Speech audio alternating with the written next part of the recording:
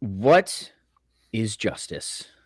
This is the central question of Plato's The Republic, which Dr. Jim Madden and I are going to discuss. We're going to Right. provide a summary and some commentary, and then we welcome any questions that anybody wants to send in. This will be the first part in a series. In fact, this has been, to our delight, this has been requested that we spend some time with Plato's Republic and we work our way through this book. So Yep. my hope is that this series will be helpful to many different people. Maybe you're a high schooler or a college student. You've been assigned the Republic. Maybe you're just a lifelong enthusiast learner. Maybe you are a professional philosopher, and like Jim and myself, you found that the Republic is just a geyser of wisdom that you can constantly return to and be refreshed by and stimulated by. So, Jim, this was actually your idea originally as well. So cheers to you, my friend. And thank you. Looking forward to this. Glad to do it. This is going to be fun. This is going to be very good fun.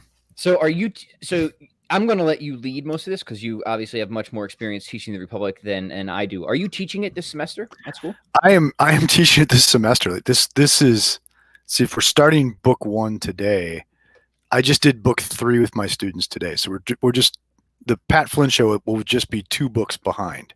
Okay, yeah, my awesome. class. Yeah, great. So hopefully you'll just be able to repurpose some material then. It's everything's repurposed now, my man. Yeah. Now it's so real quick, can we call them scrolls instead of books? I think that's cooler and probably more appropriate, right? Exactly, Just like historical context for people. The reason it's books and not chapters is because they used to be just literally scrolls, right? So this would be the first scroll. Right. So we're on scroll 1 of Plato's Republic. Yeah. So Jim, give us a 10,000-foot overview. What is the Republic about? I kind of already hinted what the central question is. What should the expectations be? Let's just lay the groundwork and then we can start to dive into book 1. Sure. Let's go. Mm-hmm. So can I, and this might be a little lower level than what you want, but I think this is important in getting the bigger level. Okay. So this is something that I didn't realize until I had read something by Martha Nussbaum this summer. Okay.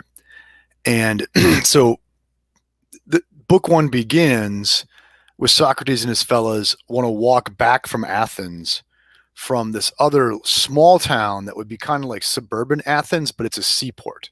Okay. And that's going to be important. It's a seaport. And my understanding, it's known as being a bit of a den of thieves. Okay.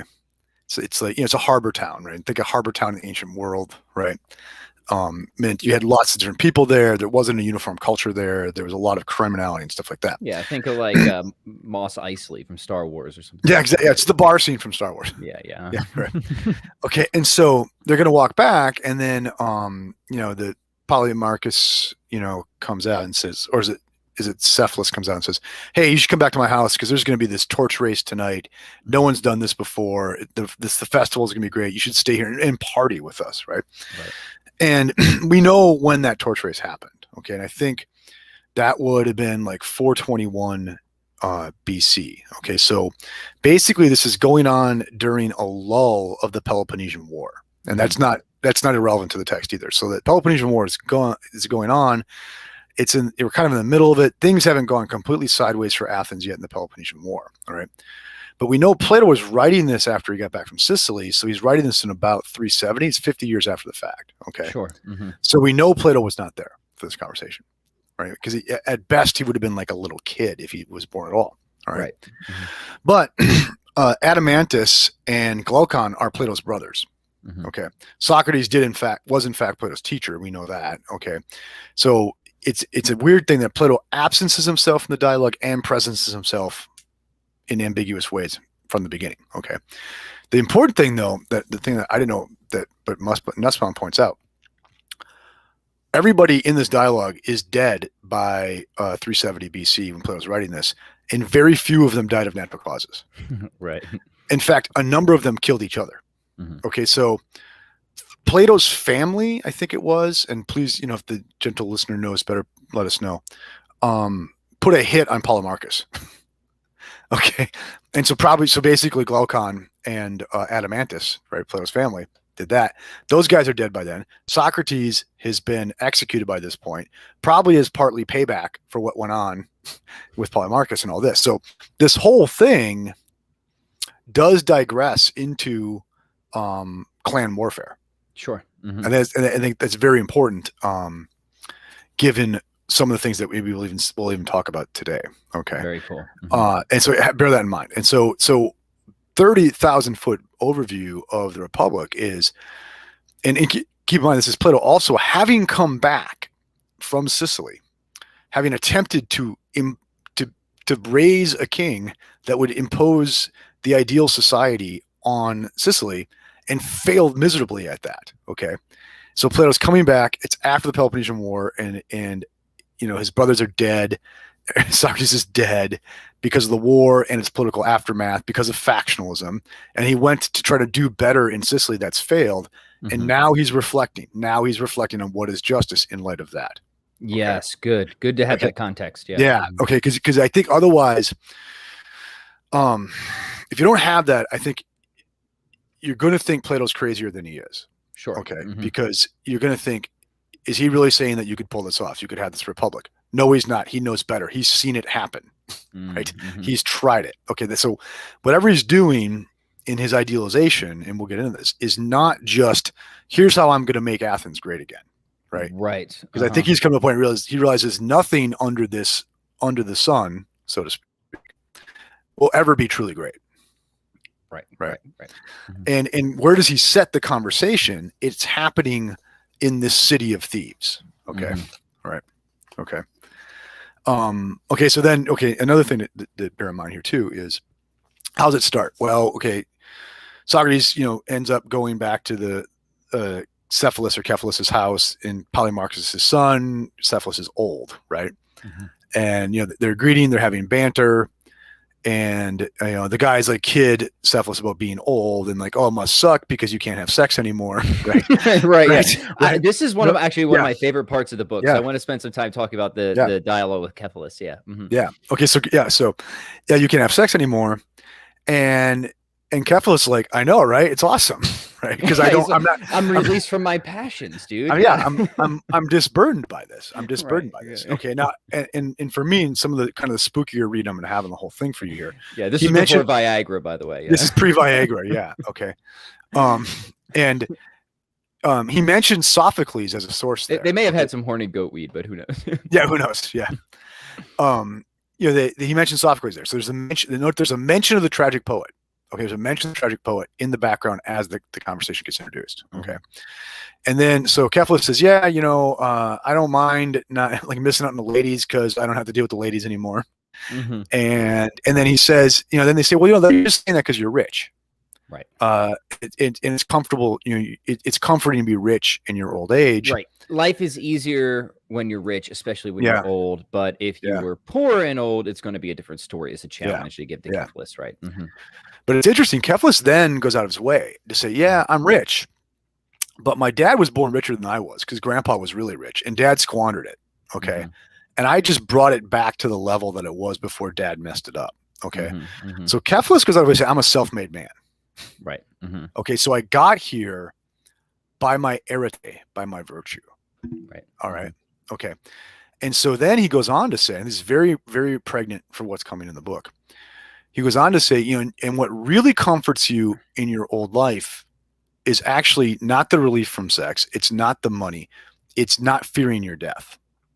Right. Right. He says, a lot of people as they get old, they never believed in the stories about Hades before, but now suddenly they're worried about it. Okay. Right. He's worried about judgment, which is fascinating. Yeah. He's worried about judgment. Mm-hmm. Okay. And he says the greatest comfort is that I lived justly. Yeah. Right. Because if I'm just, I have nothing to fear. Mm-hmm. In terms of retribution. Okay. And so you can see like it wasn't just about the money. It was about becoming the kind of guy who could earn the money. Is becoming arete, becoming just, right? Yeah. Yeah. Yeah. Go ahead. Yeah. This is, like I said, one of my favorite parts of book one. I love it all, but there's so much packed into this that I want to spend some time unpacking. One is that he's just challenging the common assumption that old age means that things are worse. And in fact, contemporary studies into old age actually show that people tend to actually often become happier in old age. So it's kind of just interesting to see that mirrored in contemporary research. Put that aside, he starts to give reasons for why this is. I'm not burdened by the passions anymore. I'm not addicted to sex or whatever, right? But then he also says another sort of interesting thing about his wealth. Yeah. One of the reasons he's enjoyed his wealth, or that his wealth has been a benefit to him, is because he's felt like he's never had the need to rip somebody off. Yeah. Right.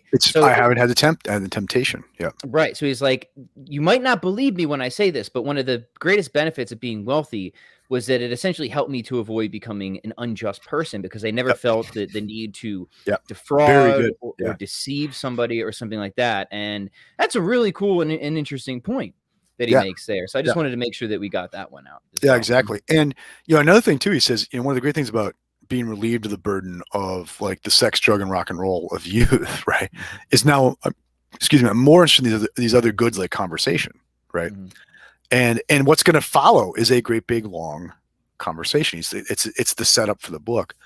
Right. And I really love how this Cephalus or Cephalus, it sets up the question, okay, what is justice, right? Yeah. So so it's my living justly that sort of made my life great. But then, okay, what is justice?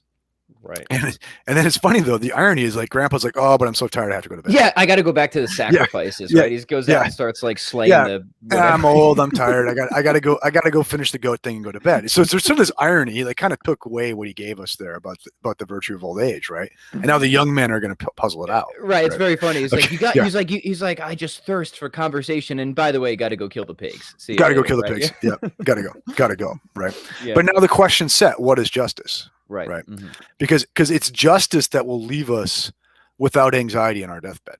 Yeah, right. Because for them, and remember, these guys are not Christians, right? But they have this conception of some form of afterlife, of some form of judgment that is going to come, where apparently, there are going to be potential debts that are due.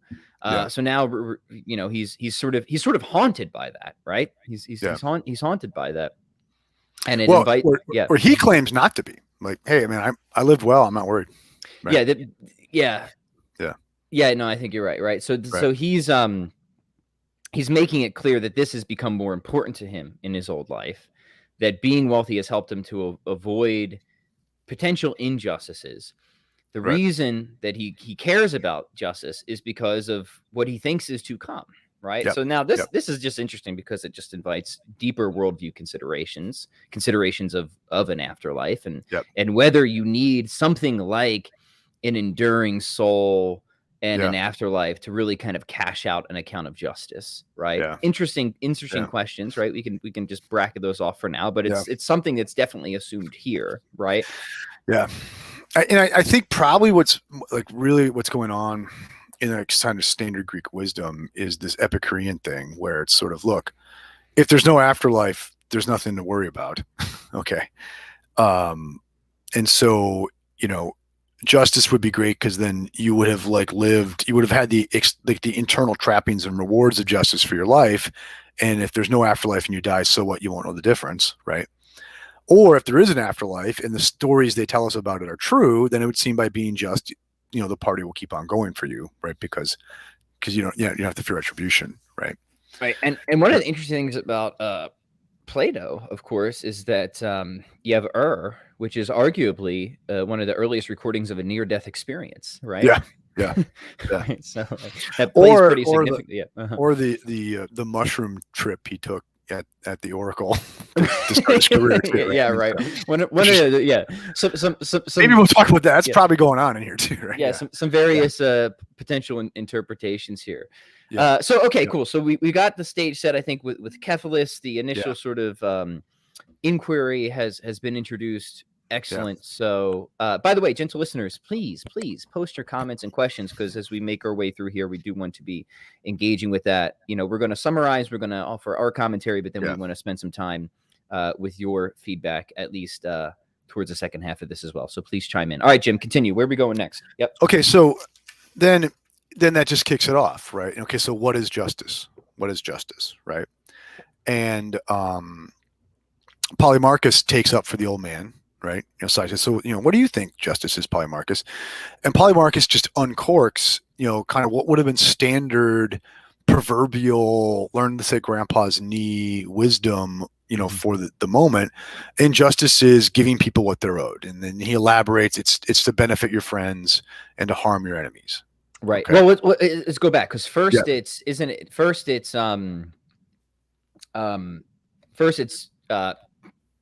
pay your debts and don't lie, right? Yeah. Yeah. So if you borrowed something, you have to return it. Yep. And to tell people if the truth, if they ask you something. Yep. If they're owed the truth, you give it to them. Yep. Right. Yep. And then he provides, so this is so great, because what you see are all these sort of, it's famous Socratic dialogue where Socrates keeps probing and probing until he can show that a definition isn't going to work, because you're going to get counter examples or absurdities, contradictions, or stuff like that.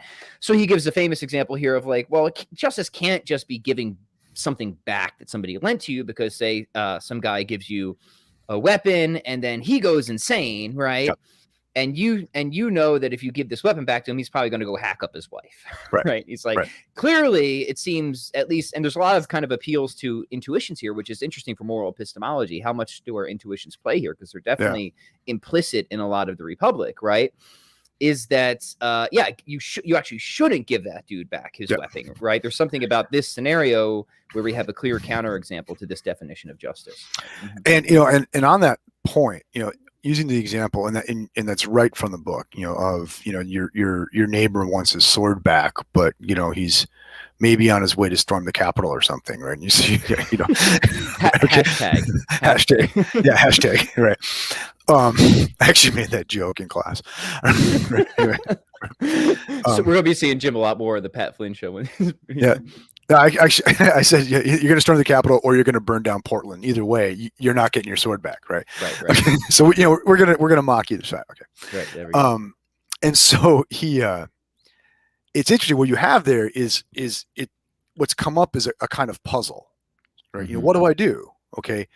Whereas like the ordinary, the lore would tell me, oh yeah, you give your friend his stuff, but then here's a puzzle. Okay. And we're looking for a kind of judgment that stands outside of the lore now that can decide between these two options. Do you see that?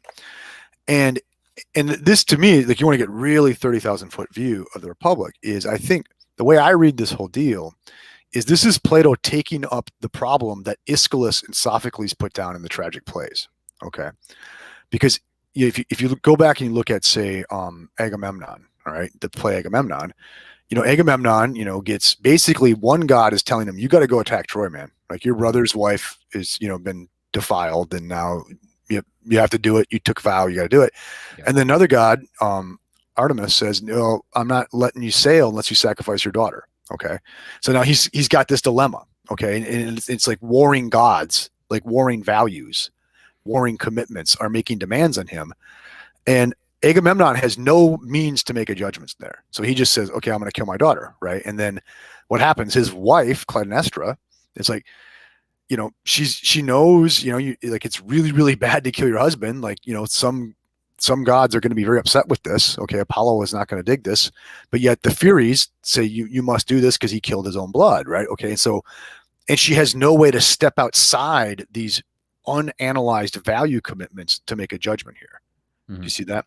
And if you look at all the Greek tragedies, this is what happens. Is like you have one demand against another demand, neither of which can be rationally grounded. And I have to decide between them. Mm-hmm. And in all it does is it raises another puzzle with a higher body count, and another puzzle with a higher body count, another puzzle with a higher body count. Okay. And as you read the Republic, you're going to see the overriding theme of this book is behind plurality, there must be what? Unity. Yes. Okay. Behind every plurality, there must be a unity. By the way, real quick, I just did an episode yesterday on the one and the many. So we were like, did you really? Nice. Right off the heels of that. Yeah. Uh-huh. There's no accidents. Right. No. And so, yeah. So there has to be a one that stands behind the many. Mm-hmm. Okay. And if you think of it, like, if you go through book one, all the arguments, right, they kind of end up in the circular mess of dilemmas.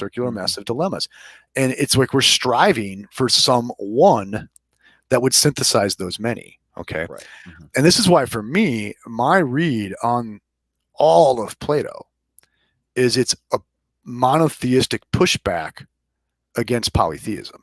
Right. Okay, in a practical sense. Okay, I mean, so what were the gods? They were commitments to certain values, lifestyles, goods, right? But they were ungrounded in anything that allowed for an elaboration between which is how we prioritize them. Okay. Mm-hmm. And what is Plato pushing throughout the whole book is we have to find this higher order unifying perspective. Eventually we'll see it, the good, right? Yeah, wait till we get to that. That's when things get real spooky. The good that allows us to do this. Okay. So I'm just kind of like full disclosure. My read on the Republic is like what you're having here is a grappling for a kind of monotheism, a rationally grounded monotheism that solves the problems of tragedy. Okay. Yeah, I think that's great. I think because as we're going to see in the next book, he's like, tragic poets, you're out. We can't have you around. Right. Yeah, like literally. Right. Yeah. You guys are out. Yeah, that's awesome. So book 1 is really it's a lot of showing why certain definitions of justice aren't going to work, right? So to come back to I guess just the specifics of this chapter then. Yeah, so we have Polymarchus first throws out his definition. Then we have what's the second one before Thrasymachus? There's the I should have this fresher in my memory. Oh yeah. Do good to your friends, harm your enemies. That's the second one, right? But justice can't do harm. Right? But that's and that's what Socrates says. It's like, well, first it's you might be mistaken about who your friends and enemies are. So like let's be careful there. And we'll see that this is a counterexample given to Thrasymachus again. He likes to bring in, it seems like, the possibility of error a number of times as possible counterexamples. Like rulers can be mistaken about what's good for them. So if you're going to say that justice is what is good for the ruler, well, what if they're doing something that's and note there too that is okay. So you've got this split, right? Okay, what's good for the ruler, what's good for the ruled, all right? But we could only know what's what if we had that higher order perspective, right? Yeah. I'd have to know what's really good, not just what the ruler happens to want, not what this god happens to want, or the ruled wants, or what they happen to want. You see what I mean? So it's always looking for that higher order perspective that's not available to one of the two poles. Right. Yeah. Good. Okay. So just summary versions real quick. Socrates is obviously very unsatisfied and works on refuting these different definitions. It can't be just doing good to your friends and harm to your enemies. Justice can't do harm, essentially, is the position that Socrates will come to with that. It can't be might makes right, which is essentially Thrasymachus's position. Yeah. And this guy's really fascinating, right? So maybe we should have spent a little bit more time sort of introducing some of these characters. He's your typical, like, man, like everybody knows a Thrasymachus in their life, right? He's your jerk sophist, right? Who just like belligerent. You see him on Facebook all the time, right? Probably loosely associated with the group of people who got Socrates executed too. Yeah. So, but the interesting thing about this dude sneaking ahead, and we said this before, Jim, is like he's a jerk. He's a sophist. He cares more about being clever than wise. Yeah. But after he's refuted, the dude sticks around. Right. Yeah. So he's kind of like this. He's not completely terrible, right? There's still this like deep inner curiosity for him where he actually like cannot ultimately want to resist what the truth is at the end of the day, even if he's prone to promoting a bunch of nonsense. Right. And he does eventually storm out in a huff, but he hangs in there for a while. Right. Mm-hmm. Yeah. Okay, so the interesting thing, I think it's important to note for the structure of this deal. So Thrasymachus comes in and he says, justice is this, justice is that, justice is this, justice is that. And he keeps falling into like bad circular reasoning, right? And it's clear like there's this perspective that he's lacking that you would need to make the definition. Okay. But at that point, the question is, what is justice? Right. And very subtly in the middle of the book there, it switches from Thrasymachus saying this is justice, that is justice, to saying, okay, fine. You wouldn't be just if you were actually free to decide about it. Do you see that? So the question switches from what is justice to why would I care about justice? Yeah, right. Mm-hmm. And that's important because there's actually two questions in play in the book, right? Right. Justice, what is it? Justice, who cares? Yeah. Right? Okay. Very important. Mm-hmm. Yeah. And so Thrasymachus, and I think the argument he's really famous for is when he says, justice would only be practiced if you couldn't get away with injustice. Yes. Okay. Right. Right. Mhm. And then, in the second half of the first book, then we start analyzing that. Okay. Right. Right. Yeah. And go ahead, but yeah. Yeah, no, I'm just going to reiterate that, right? The first sort of consideration is trying to get a definition on Yeah. justice, which they don't do in book 1, right? They I'm gonna push back in a minute, but in a uh, sense they don't, since they do. Yeah, go. yeah. Um and then the second question is it actually good to be just, right? Like Yeah. why would we be just? Yeah. Especially if we could get away with being Yeah. unjust, right? Yeah. And then we think of like Lord of the Rings classic example, right? If you could put Yeah. the ring on and Yeah. essentially get away with everything that you could Yep. possibly want, you would never suffer any negative consequences. Which is coming in book 2, right? Yeah, right. Yeah. Yeah. He wasn't wholly original with Lord of the Rings, by the way. Just like No. the writers of the Matrix, right? Like I told my students, do you think Tolkien read this book? Hey. Yeah. Cool. So yeah, come back on the definition of justice then, because you wanted to say that you Yeah, think so, maybe they did okay. get it working. A question that I always raise when I teach this book is book 1, is do they actually not know what justice is? And this is very Platonic stuff here, because think of it. When Thrasymachus says,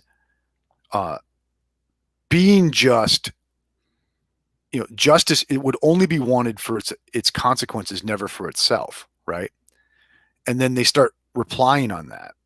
That presupposes that we can recognize what just or unjust behavior is in the first place, right? Yeah. Okay, and it's this glaring kind of flaw in what's going on here, is they're asking for a definition that they're all, including Socrates, presupposing that they have, right? And they use that to do this sort of negative apophatic thing of eliminating options, okay? But it looks like to get the conversation off the ground in the first place, we have to have some at least implicit sense of what justice is. Right. Yeah. Right. Okay. And so it's interesting. So to talk about justice at some point, it's almost as if you have to already have it in your back pocket. Okay. Yeah.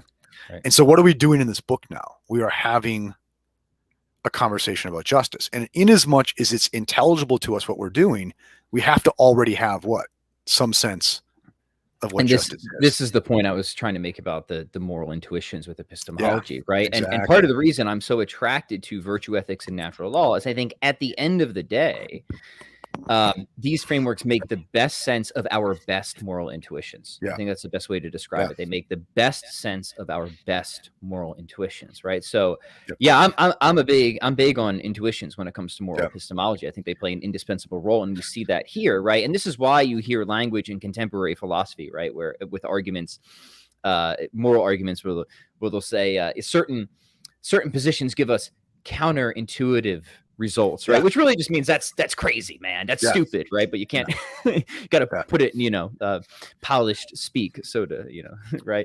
But that's what's going on here, right? We get, right? We're trying to reduce things to where we get this sort of clash of intuitions, or something rebels against our intuitions.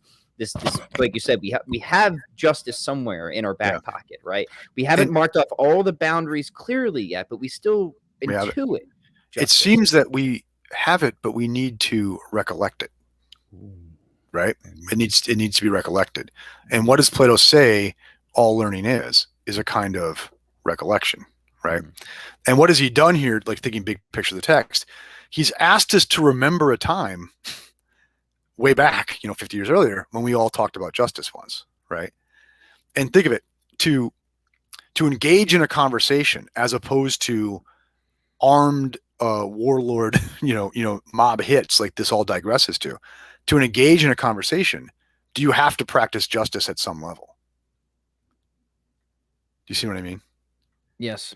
Right. So like, Thrasymachus and Socrates are all worked up, but they still are conversing over a single thing, right? There's a unity between them in as much as they're both hooked to the logos of justice now, right? Yeah.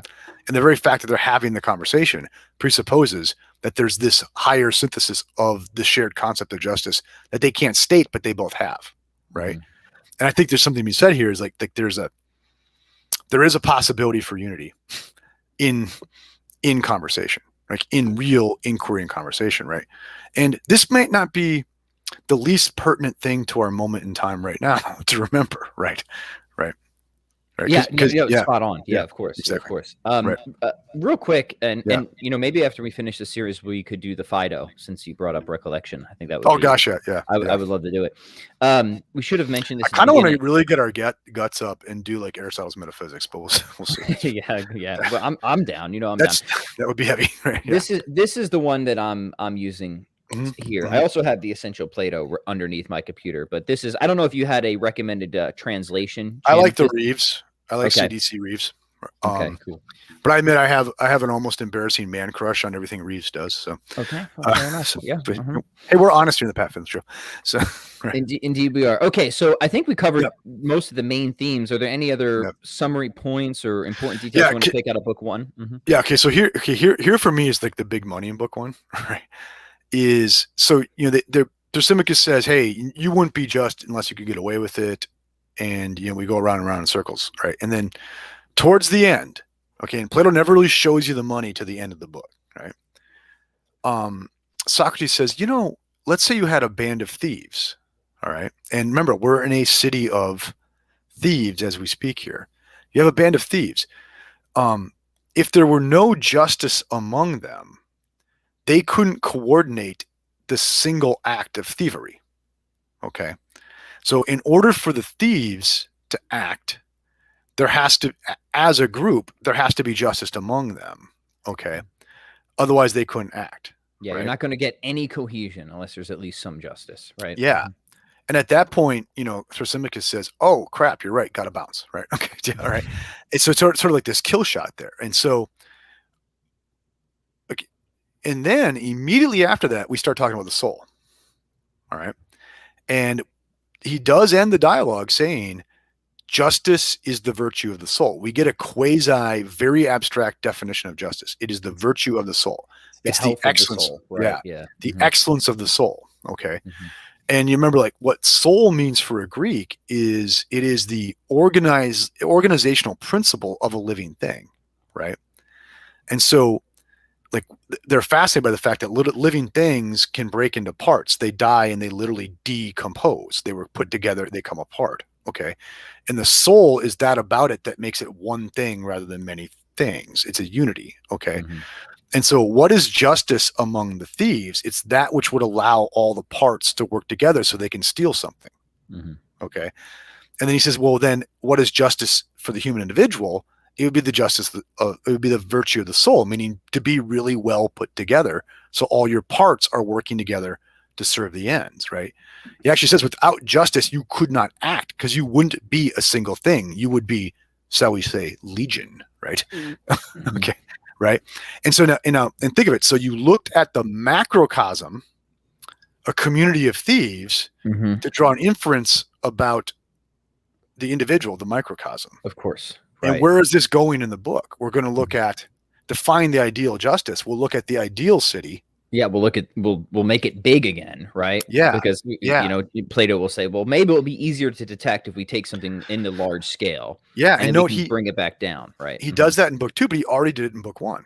Yeah. Right. Yeah, that's a nice parallel. Yeah, like he says, well, because think of it, in the real world, we don't have an ideal city to look at. We can just look at a city of thieves, right? Okay, and even there, though, we can see a hint of what justice is, because you couldn't even have this terrible city of thieves that we're in if they didn't cooperate at some level. And so what is it to be just? Well, what is it to be alive? It's to be cooperating internally at some level. What would it be to be really alive, right? Really good at life? It would be to be very, very well coordinated. We'll call that justice. Right. Yeah, extremely well put together, and we'll find out what those parts are as we move forward. What those parts are, and what their ordering should be. Yeah. And I think this is really important for understanding what the point of the book is. Okay, so because when we hear justice, we think we're talking about distributing goods. Okay, but really, this book is about how to live your best life. Okay, because like what justice is the excellence of internal organization of the human person, right?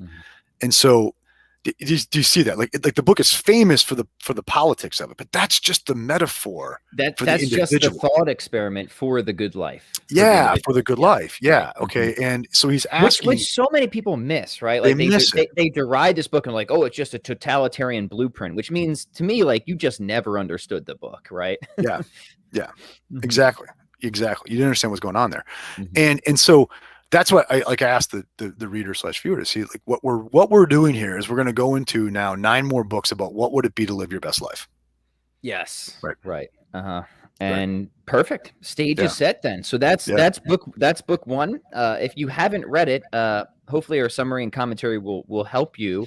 But I would If you haven't read it, you're lucky there wasn't a quiz today, friends. Yeah, you do need to read it. Irish had a good question because he said he wanted to know if you should listen to this before he reads it. I see Irish in the comments, so Yeah. obviously that's already been answered. But I'm tempted to say just read it first because I don't want to like skew somebody's perspective, right? I always encourage like just go to the primary text almost completely ignorant, right? Don't read commentaries first, none of that. Just go in, read it, get out of it what you will, and then preferably come in and listen to what we have to say. Look, right?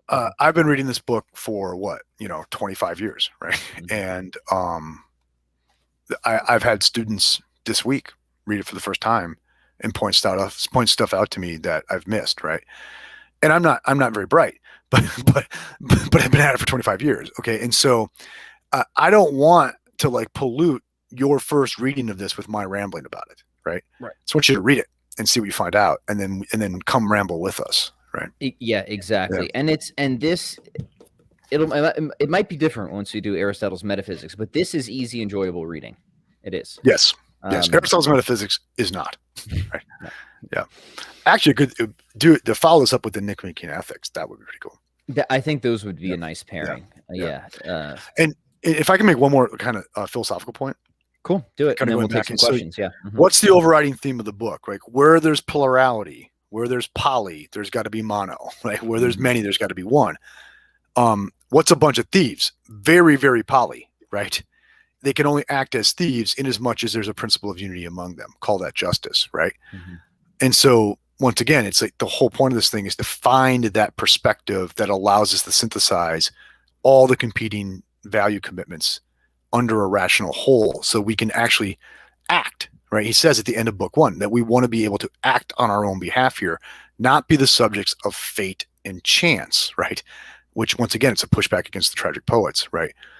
But we can only do that in as much as we can like synthesize all this into the mono perspective. Yeah. Excellent summary. I hope that summary and commentary is helpful for everybody watching and listening. If so, please like, share, and subscribe. And we will take some questions now, if that's cool with you, Jim.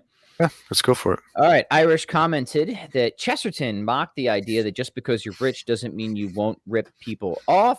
He would be interested in hearing the difference in positions, as I find Chesterton's point well made. Well, the first thing I'll say is I don't think Cephalus is saying or arguing that just because you're rich, you won't rip people off. He's saying he's been less tempted. Yeah. Yeah. Just from a personal perspective, he's saying like, look, this is one thing that wealth has done for me. That now that I'm at my deathbed, I can look back and see, well, at least I avoided this sin, right? Yeah. I've never felt the temptation to defraud somebody or deceive them or rip them off. So I think that they would just be compatible. Yeah. Obviously, rich people do rip people off quite frequently, in fact, right?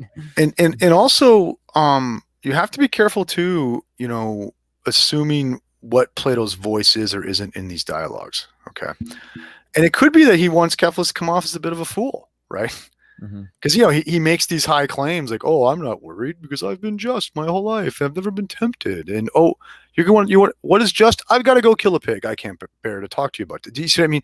So don't be too quick to think that any of these characters have a wholehearted endorsement from Plato. Did you see what I mean? Including Socrates, right? Yeah, excellent. Because I think the idea of being rich is going to make you less inclined to rip people off.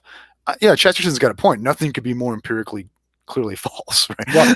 Well, not only that, but Cephalus, if I remember rightly, actually makes another interesting qualification. He says that this is in the Republic, right? Where he says that people who are totally self-made actually tend to be more attached to money Yes. and riches Yes. than people Yes. who have inheritance. Now, whether that's true, we can debate it, but he does make that distinction, which I thought was in many ways a fascinating thing to know. Yeah, Right? exactly. Mm-hmm. Exactly. Yeah. Catholic says fear of God is the beginning of wisdom. This has been said. This is one of those sayings, isn't it? Yes, Yeah. yeah. So, I mean, this is true, right? So he's admitting that Cephalus, whatever his particular, I guess, religious commitments would have been, thinks that there's something coming down the pipeline, and this is causing him to reflect on the quality of his soul. Mm-hmm. Or at the very least, he's worried. He's not worried whether there is or isn't, right? Because if there is, he's got it covered because he's been good. If there isn't, Right. Mm-hmm. Right.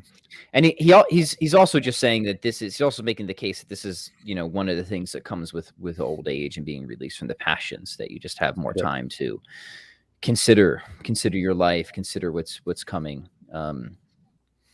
Probably you shouldn't put that off to too long. Yeah. Probably you shouldn't put that off at all, but no. Cool. It's Nicholas says, curious how much truck you hold with the Straussian take that Plato here gives contra letters an exoteric teaching akin to a shadow or projection. Related, should read Plato as a dangerous poet. The more I read Plato, the more I find the Straussian read to have some traction. So give the background of that, Jim. Well, Strauss has a view, but like a lot of his students go, I think maybe more extremely than he does, but that, Plato had an esoteric doctrine and an exoteric doctrine. There's a doctrine he was sharing with the public, and there was this other doctrine that was just kept the back. secret, like Gnostic doctrine, right? Yeah. Yeah. Mm-hmm. Yeah.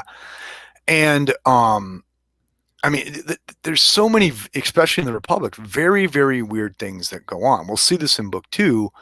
Plato will say, yeah, it seems like we're going to have to lie a little bit. And then he starts, and then he like tells you some myths, and you're like, well, you just said lying's okay, and now what are you doing? Are you lying to me or not? You know what I mean?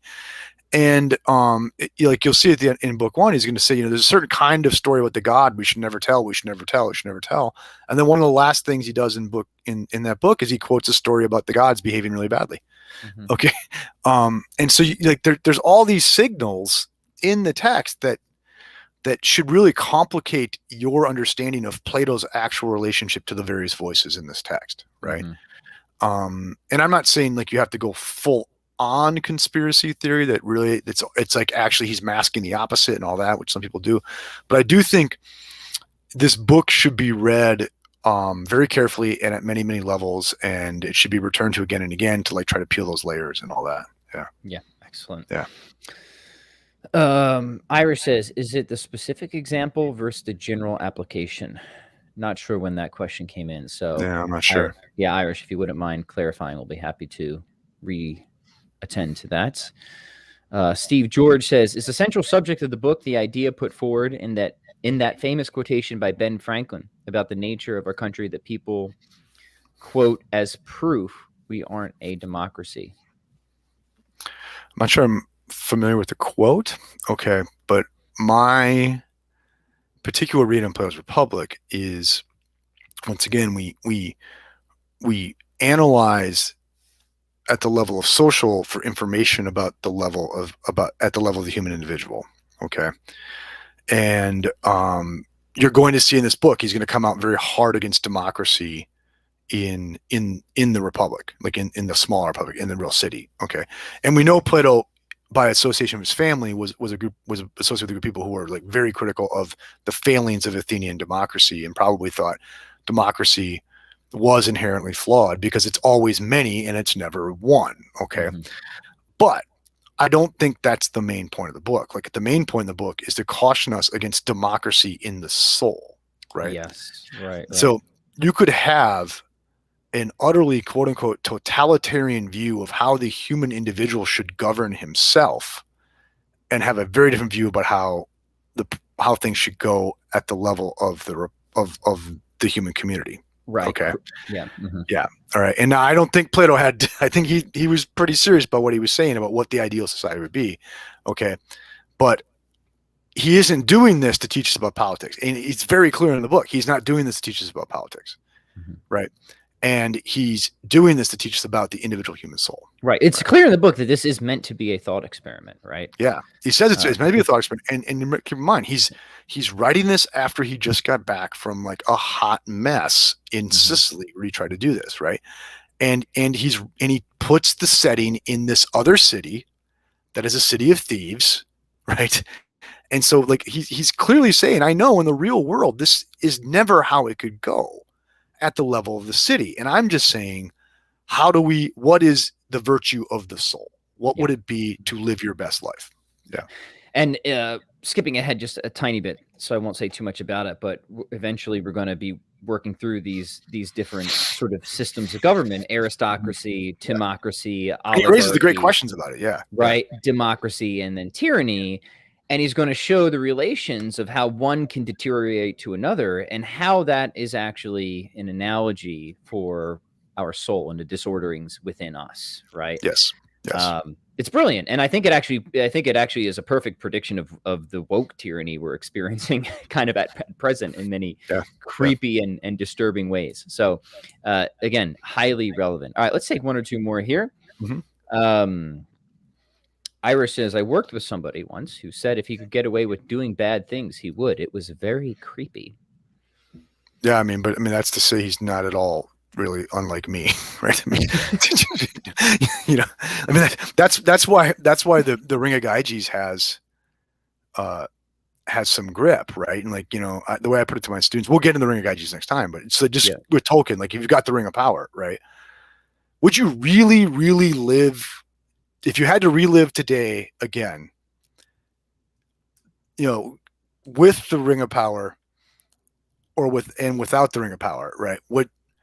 Are you really saying they wouldn't be at all different? Like if I could rerun today, now being invisible, able to get whatever I want with, would I have actually shown up for work today? Right? Would I have actually tipped at lunch? All that stuff, right? I mean, I think that's part of it is like he's challenging to say, well, would you say you do things because they're just and that's it?